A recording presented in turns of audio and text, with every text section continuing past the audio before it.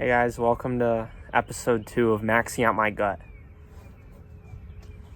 Now, in the last episode, I was on the struggle bus. I was bloated. I didn't say it, but I was really gassy. I still kind of am. My acne was really bad. It's getting much better now. Like you can see these few couple dots. I'll do a more close-up picture like I did in the last video. Things weren't going so well. They're getting better. And it's doing a couple tablespoons of sauerkraut every day, a tablespoon of apple cider vinegar. I've also just been randomly drinking. I've been doing water kefir, and I have a ginger bug. So any combination of that stuff, I'm starting to slowly introduce probiotics back into my gut, which is awesome. I was thinking about an analogy to explain my thought process behind how gut health is causing my acne. Everyone online seems to say that as long as you avoid the sugar, the processed sugar, and eat your vegetables and actually eat clean and don't BS yourself, your skin will clean up. I did that. I went on carnivore, 0 sugar, other than like 1 gram of carbs per serving of nuts. It wasn't, what's the word? It wasn't noticeable. And it wasn't a substantial amount of sugar. We'll go with that. And my skin was just as bad as when it started. It got a little better, and then it got worse again. Now, why is this? The way that I was able to think about it in my mind was, if you're feeding the beneficial bacteria in your gut, great, they're going to get stronger. And maybe cutting out sugar will lessen the damaging bacteria in your gut. So that's good advice to people who already have good bacteria in their gut.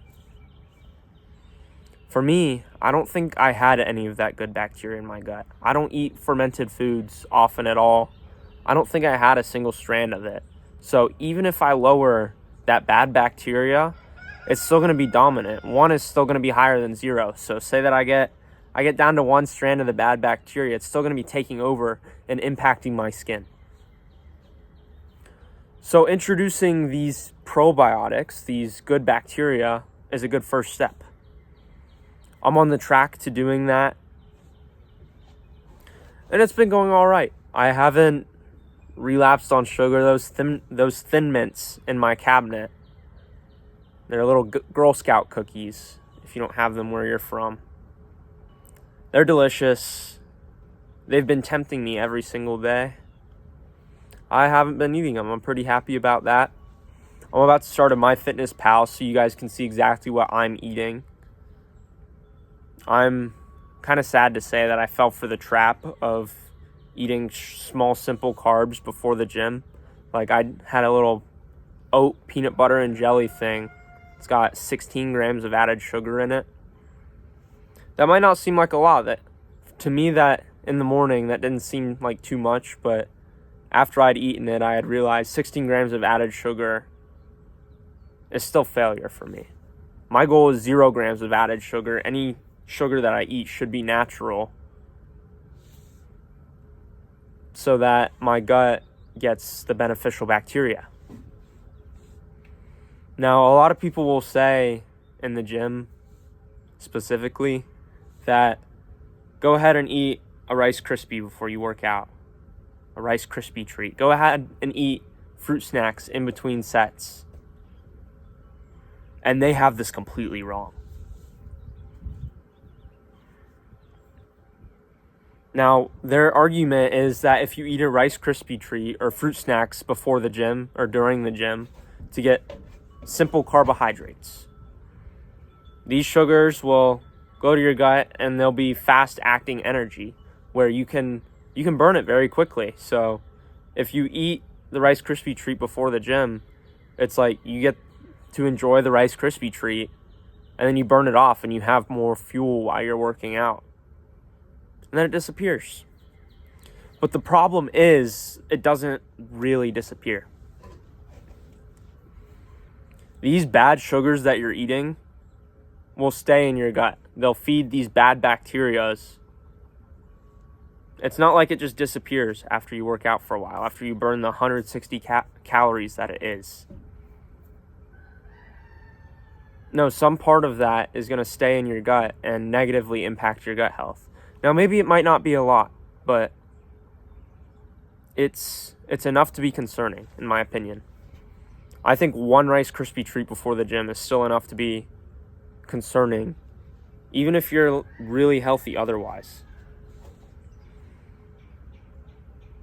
Now, a lot of people will do the one Rice Krispie treat before the gym and they'll be really unhealthy otherwise. And you see their skin become really bad. A lot of people have body dysmorphia in the gym culture, which basically body dysmorphia is that you don't like the way that you look. And the idea is that you look good and you think you look bad.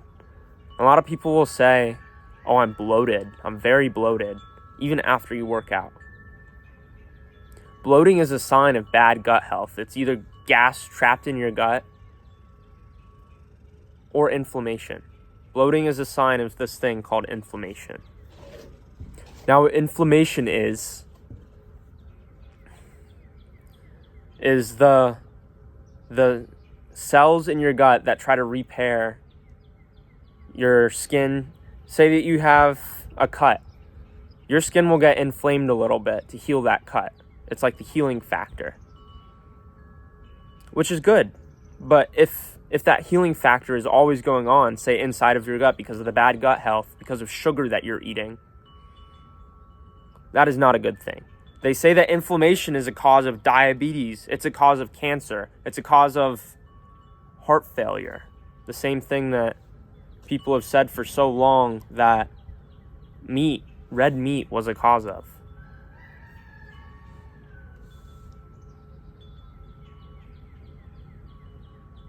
Imagine that you're in a mall and there's a SWAT team for some reason instead of security. And there's some protests in this mall every now and then. The SWAT team has to deal with that. Maybe there's a couple hood rats. And they generally keep us safe. That's normal inflammation. Now I want you to imagine that this SWAT team randomly contracts schizophrenia. And they just start killing people left and right. They start breaking down doors, windows, trying to catch these hoodlums that are all in their head. And they're just constantly in action. They're constantly at ease. So the violence goes up and all of these problems start to happen. That's what happens when your body is always inflamed. It's like the healing process is good when it's used specifically for healing.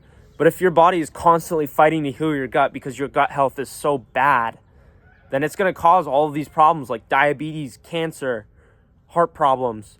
You're going to feel bloated. You're going to get acne. So this inflammation is something that we absolutely want to avoid. And you're contributing to more chronic inflammation in your gut from eating these sugars before the gym. That's the simple explanation. But basically, the more sugars, the more processed sugars you eat. I'm saying processed sugars because I don't think natural sugars apply to this inflammation, because you'll eat the natural sugars in the form of fruit and the fiber will make you feel full, so you won't overeat the sugar. You won't get addicted to fruit. But you can absolutely get addicted to Oreos. You can eat 2,000 calories of Oreos in one sitting. That's 400 grams of sugar. It's my best guess. Try to eat 400 grams of sugar of fruit. You can't. So I don't think natural sugars are the problem. It's absolutely the processed sugars. I've been bloated recently. I've definitely had inflammation in my gut, and it's been because of my diet. It's been because of those added sugar, little peanut butter and jelly oat things that don't seem so bad, but they add up.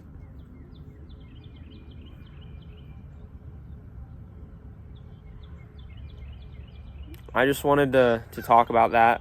A lot of people will say it's just calories in, calories out. You can eat donuts for breakfast if it fits in your calories in, calories out. I think this added sugar is definitely a problem. And no one talks about it. Not enough people talk about it, at least.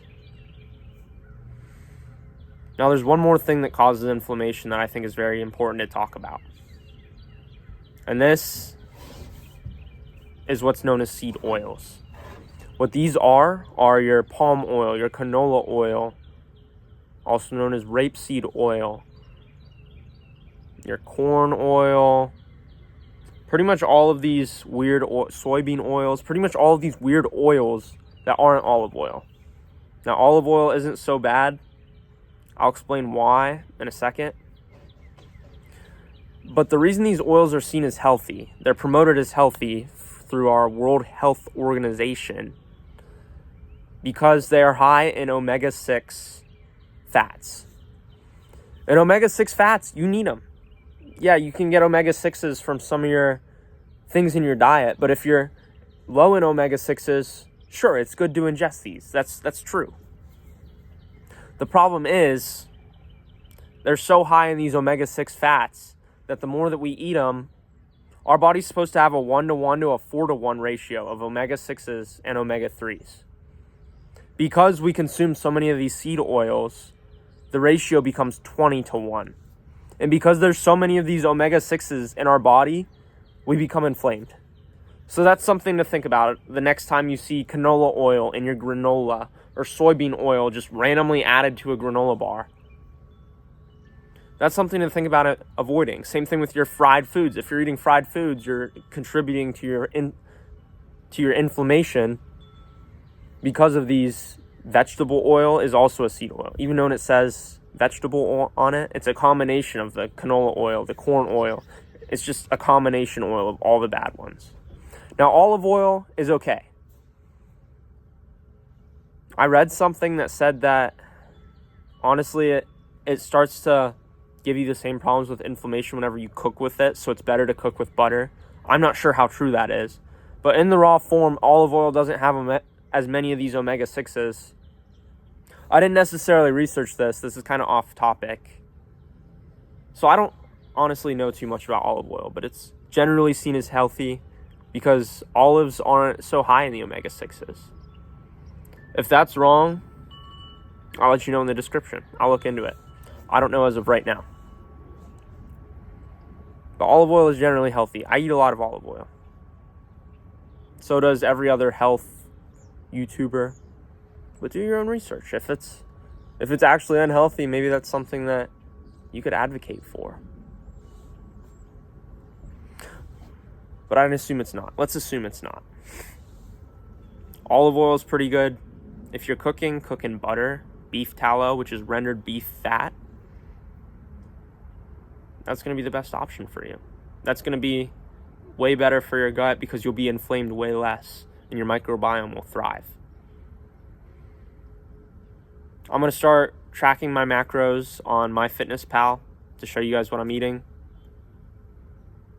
My skin's clearing up. I'm eating the probiotics. I'm about to start incorporating the prebiotics, which are the foods that feed the probiotics. And we're going to eat healthier. I'm making a sourdough right now. I'm sitting outside. It used to be sunny. It's not anymore. Sadly, just trying to soak in some sunshine. Maybe we'll talk about prebiotics in episode 3. Come find out. Thanks for watching, guys. If you want to donate to me, I have a way to do that now. See you next time. Whoa. The Bible says, treat your body like a temple.